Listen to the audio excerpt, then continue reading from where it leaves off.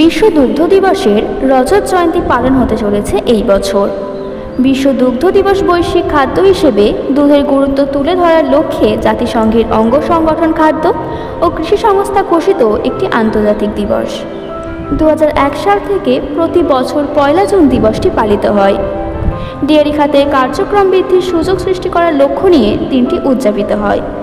মানুষের জীবন ধারণের জন্য দুধের গুরুত্ব অসীম, সেই কথা মাথায় রেখে এই দিবসের তাৎপর্য অনেক।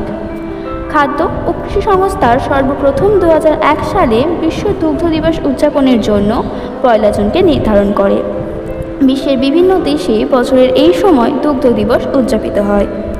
দিবসটি দুধ এবং দুগ্ধ শিল্পের সাথে সম্পৃক্ত কার্যক্রমে আরও মনোযোগ দেওয়ার সুযোগ প্রদান করে। 2016 সাল নাগাদ বিশ্বে প্রায় 40টি দেশে দুগ্ধ দিবস উদযাপিত হয়। এদিন জাতীয় অর্থনীতিতে দুগ্ধ শিল্পের গুরুত্ব তুলে ধরে বিভিন্ন কার্যক্রমের আয়োজন করা হয়। বিশ্ব দুগ্ধ প্ল্যাটফর্ম 2018 ও 2019 সালের দুগ্ধ দিবস উদযাপনের জন্য এক গ্লাস বৃদ্ধি করো, রেইজ এ গ্লাস হ্যাশট্যাগ নামে একটি বিশেষ অভিযান পরিচালনা করছেন।